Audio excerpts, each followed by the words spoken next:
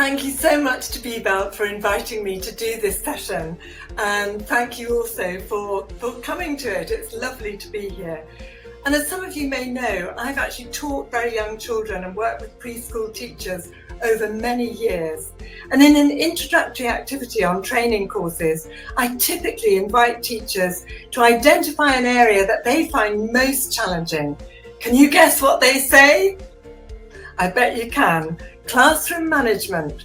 Over 95%, probably something more like 98%, come up with classroom management. Teachers often find themselves saying things like, stop talking, don't run, don't kick your chair, be quiet, pay attention, listen to me, sit down. In other words, constantly resorting to reactive classroom management and responding to situations as they happen. And when you use such an approach, sure, it may work, and you may be able to control children and get them to do what you want, but it becomes a vicious circle. The more you use it, the more children expect it, and the more you need to use it.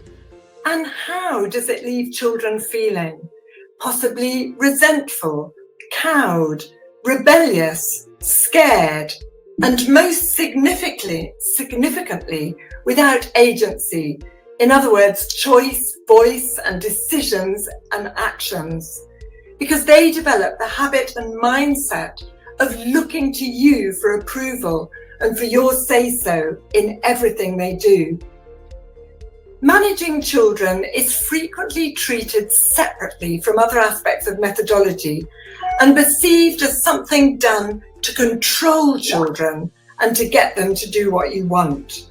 In this webinar, I want to contrast two approaches to classroom management leading to different outcomes. Reactive management, dealing with behaviour as it happens, scoldings, warnings, sanctions, and it's all a bit haphazard, like firefighting.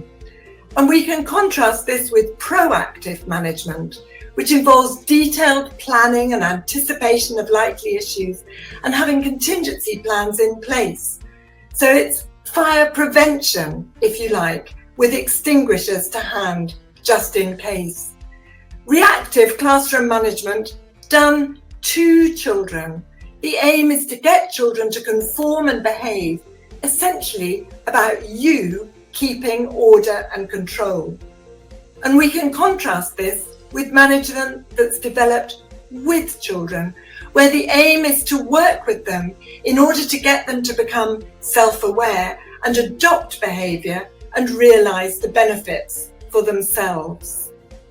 In the first case, the management is not integrated with methodology, activity design, instructional procedures and strategies. It's random, haphazard. It may coincide, but not deliberately and systematically planned that way. And we can contrast this with management that is fully integrated, where classroom management strategies are woven into everything you can do. In the first case, the outcome is that children are under your control. The class behaves as you want because they have no other option. They have to. And we can contrast this where children control themselves and we put them on a path to learning, to self-regulate and have increasing agency and autonomy.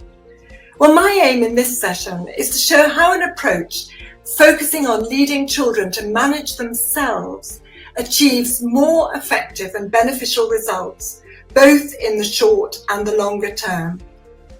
We can situate this approach within the context of seeing the preschool setting as an educational ecosystem, which in a simple way, at a macro level, looks something like this, where there are complex interactions, interconnections, and relationships between the developing child and the people and other elements in their environment.